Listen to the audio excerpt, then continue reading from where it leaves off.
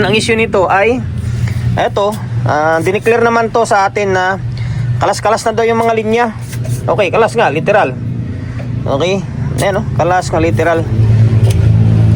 Mukhang malala to Ito, balik tayo sa may Tucson-Ra CE30. By the way, shoutout and then maraming salamat sa may-ari nito na pinagkatiwalaan tayo na gawin yung unit. Mga unit nila kasi dalawang unit itong dinala rito sa atin. All the way from Atimunan, Quezon. Okay, taga Quezon pa yung may-ari nito. Magang-maga dinala rito sa atin. Okay, Tucson-Ra CE30. Tapos yung isa para sa Maria yata yun. Ngayon, ang issue nito ay eto, clear naman to sa atin na kalas-kalas na daw yung mga linya. Okay, kalas nga, literal. Okay, ayan o, kalas nga, literal. Mukhang malala to Wala bang medyo madali-dali na gawain? Ba't pinapadala rito sa atin or dinadala rito sa atin? Puro mga ngayon pa, puro mga bunot na yung mga wiring Okay, ano ang gagawin natin dito?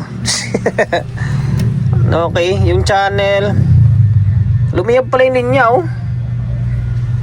Okay, yung channel 2 kaya subukan natin. Pwede naman natin i-plug to kasi nakahang naman. Ay, kaso yung soft start pala nakabunot.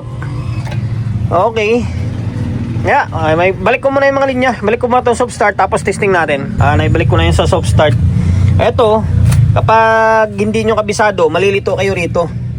Kasi 3 wires itong input ng transformer. Yung isa dyan is 110. Yung pula, kailangan doon sa baba yan. Gitna yan 110 yan. Tapos ito, 0 to 20. Yan, ganyan yung connection nya. Ngayon, switch on natin. Okay? Yan, importante may bulb kayo. Kapag umilaw yun, meaning 110 siya. Pero pag hindi, ibig sabihin naka 20 na yun. Okay, nag-normal to Kaso ay wala pala, hindi pala gagana kasi itong supply wala pala, hindi pala gagana. Nakahang pala ito.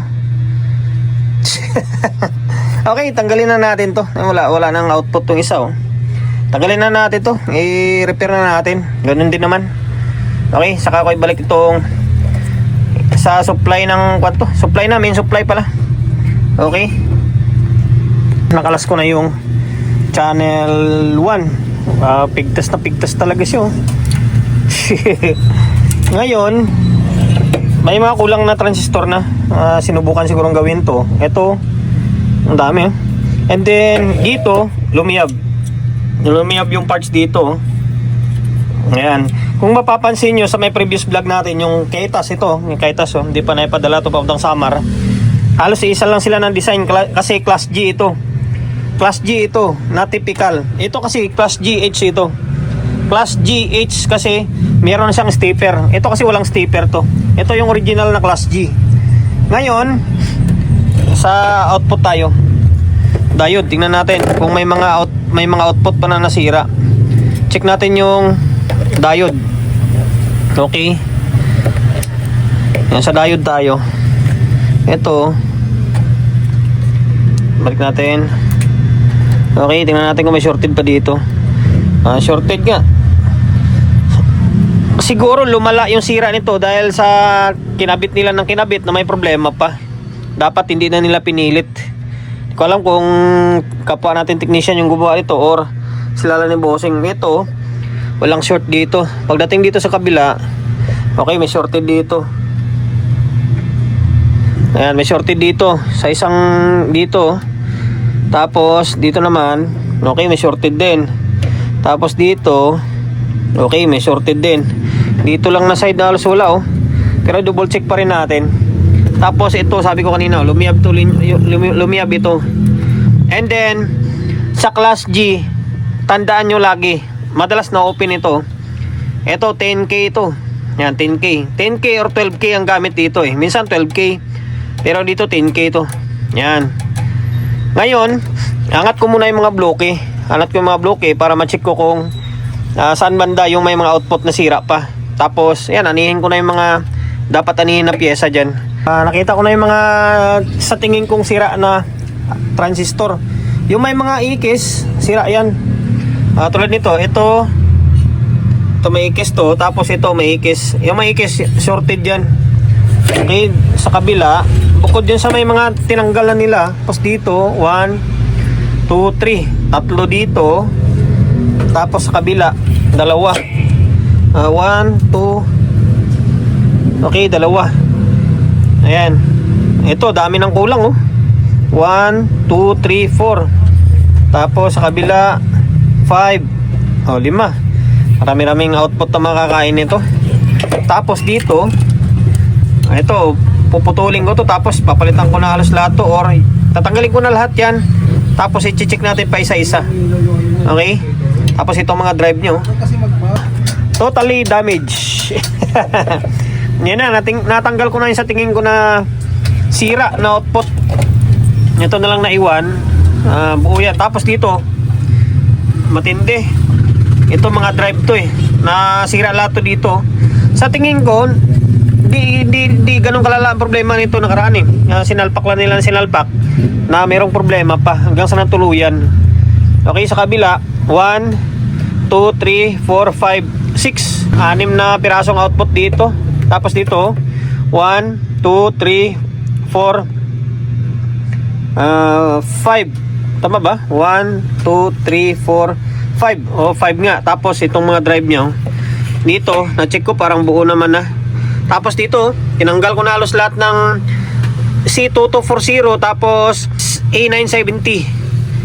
Kasi i-check ko yan, and then palitan ko na. Okay, tapos yung 10K rito, na-check ko buo naman. Okay, buo naman siya. Okay, ano bang susunod natin? Taniman ko muna dito yung mga maliliit na pyesa. Sa mga maliliit muna tayo, tapos kahit na hindi ka muna dagdagan ng output yan. Although pwede naman kahit dagdagan ko na lahat ng output yan, kasi may bulb naman tayo yan lang. Nasalanta ng todo talaga. Okay, basta double check nyo lagi itong drive. Ito pala, pakita ko muna sa inyo yung diode pala. Kailangan mawala yung short sa may diode. Pag may shorted pa yan, meaning merong output pa nasira na naiwan. Kaya double check nyo dito. Ito, tingnan natin. Ito, wala na walang short. Tapos dito, okay, wala na rin yan. Naka backward na tayo okay, wala na rin. Tapos dito, okay, nataas yung reading dito baka may problema pa. Bumababa naman, pero double check ko pa. Mataas yung reading dapat bababa yung reading nito double check ko pa yan, baka mamaya may leak dyan.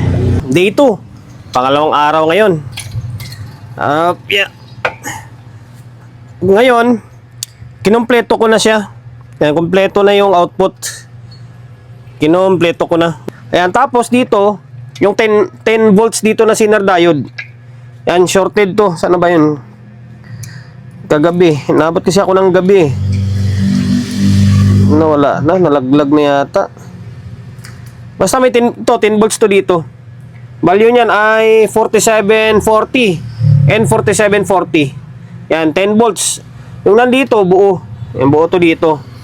Dito na short pala, short, hindi siya open. Short dito. Tapos, yan, yung mabluke, pinalitan natin or kinumpleto na rin natin. Tapos dito, bago to, 1837. Yung ito, ay MGA na 340 ito. Ngayon, ang pagsalang niyan is pabaliktad. Sana yung MGA dito? Wala na. Sana yung iba na Halo-halo na Yung MGA na nakalagay dito, pabaliktad. Yung pangalan niya nandun sa may loob. Kaya kailangan pabaliktad yung salang mo. Wala tayong pure silicone na MGA. Yung may bakal sa likod to Kaya kailangan natin ng sapin. Yan, nilagay natin ng sapin, Meca. Okay, para hindi magdikit sa kolektor yung tornilyo. Okay, tapos ito bago to. Ano ba pinapalitan natin? Ito 220 ohms. Tapos 1.5. Tapos ay ito pa pala, kulang pa 1K, wala pa pala 1K ito. Lalagyan ko pa ito. And the rest dyan, na-check ko parang buo naman na. Okay, yung 10K dito buo. Tapos ito, pinaltan ko lahat to Yan, tinanggal ko na lahat. Kinater ko na. Para sure ball. Palit lahat bago. Yan, A970 tsaka C2240. Okay, hilera na to. Merong isa nakasingit dyan, 5401. May isa nakasingit dito na 5401 eh. Ito to. Pangalawa. Okay? And then double check nyo minsan baka mamaya magkabaliktad kayo ng salang. Okay, double check natin. Baka mamaya baliktad tayo. Ito, tama. Kaharap. Okay? Yan lang. Tapos ano pa ba? O, check natin yung diode nya. Bago natin isalpak. May kulang pa pala ako, 1K. May 1K pa na isang parts. Buti na double check ko. Ngayon, check natin yung diode dito. Okay? O, nawala na yung short nya. Dito, kahapon, shorted to dito eh.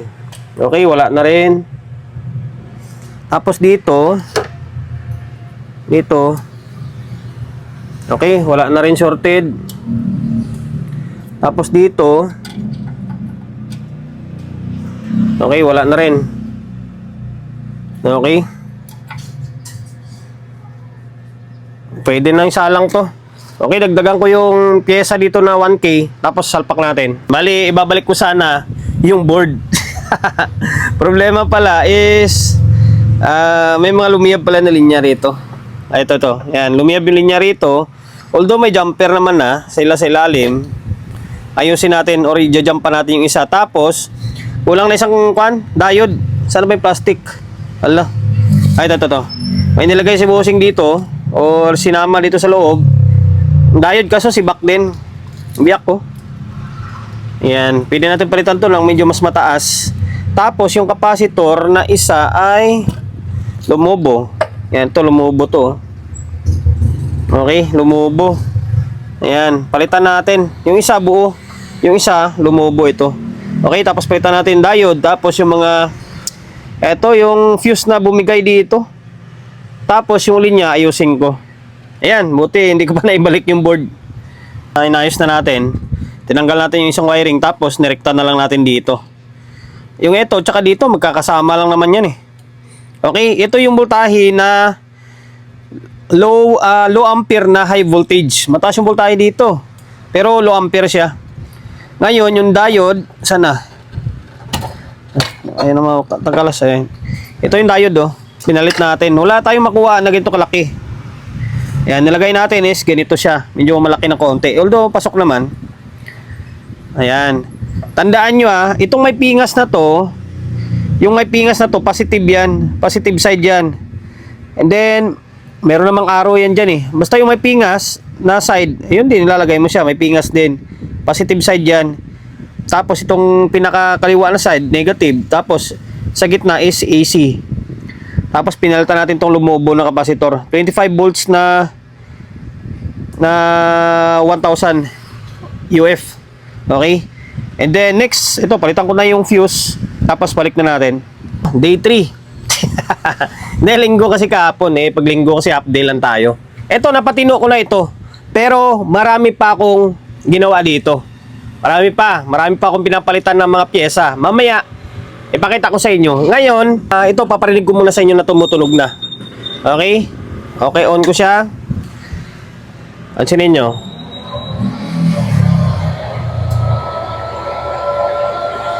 Okay, nag-normal siya.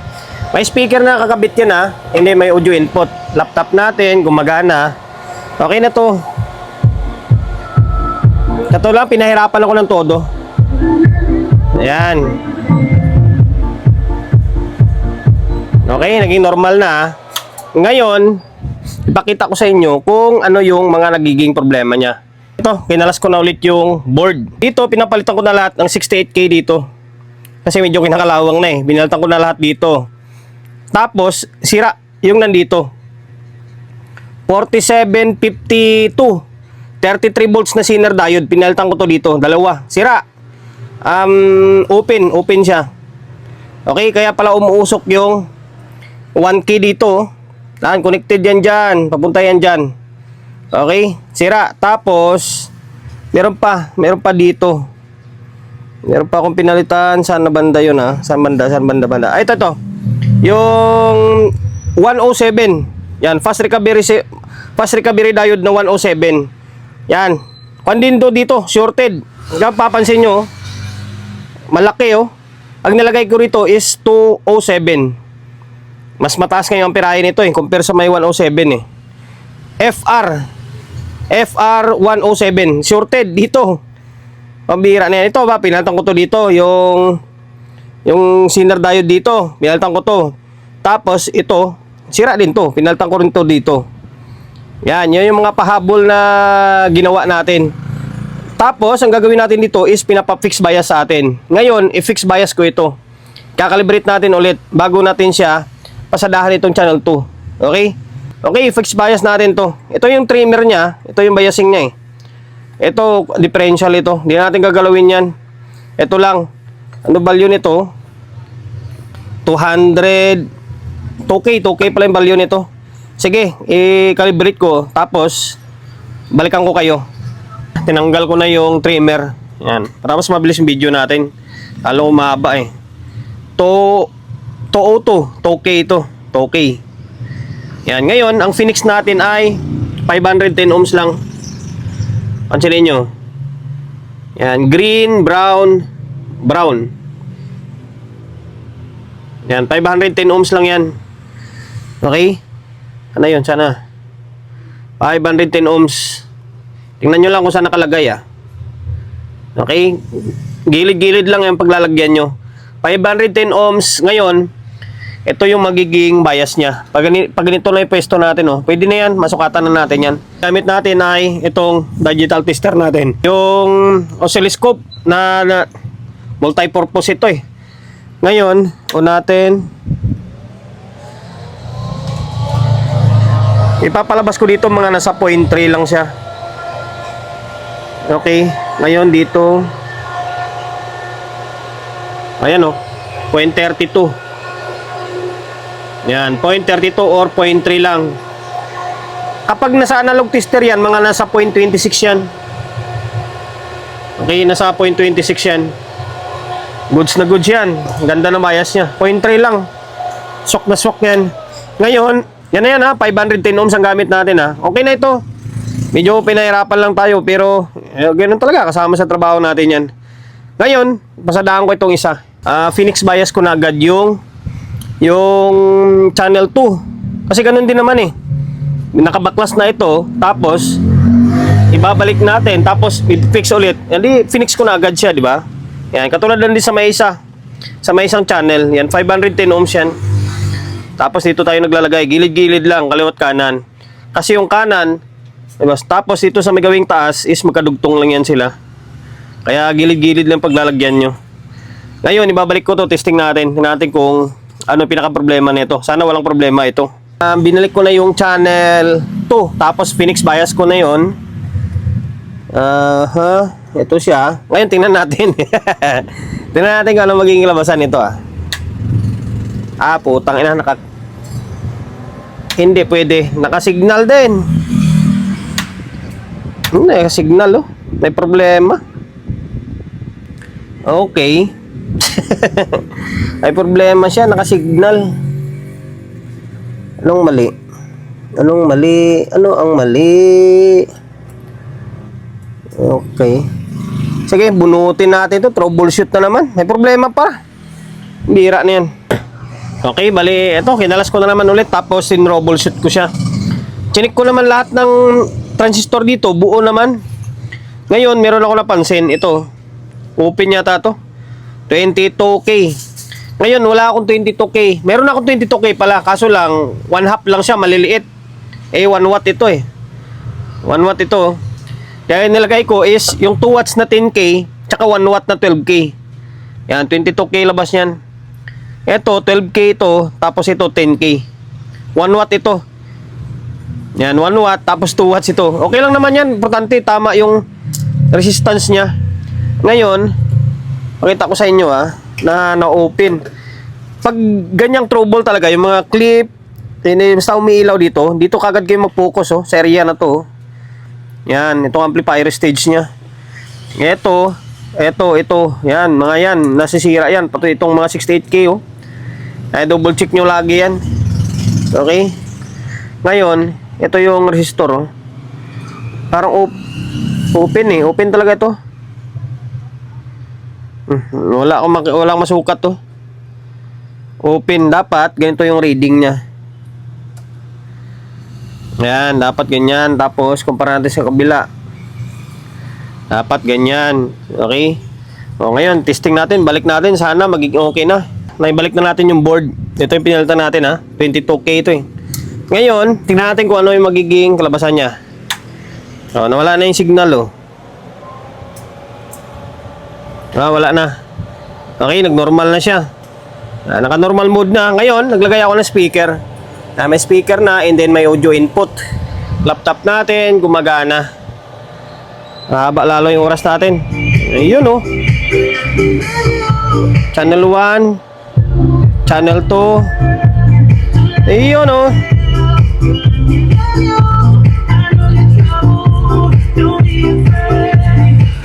Copyright tayo.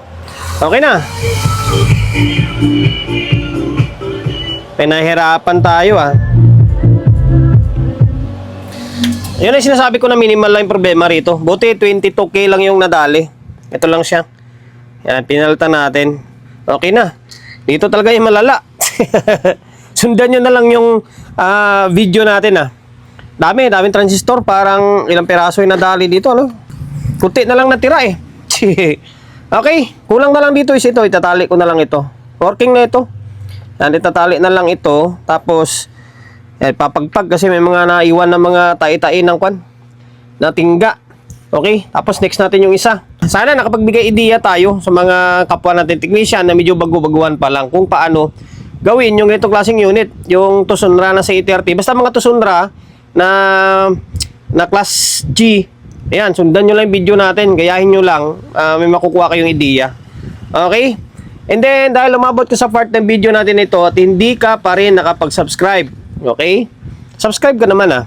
Subscribe ka, pindutin mo yung bell button sa gilid, select mo yung all. Yan, kapag napindot mo na yan, manonotified ka kapag meron tayong bagong upload na video. Nag-upload tayo ng video, 1 beses, 2 beses kada araw. Okay?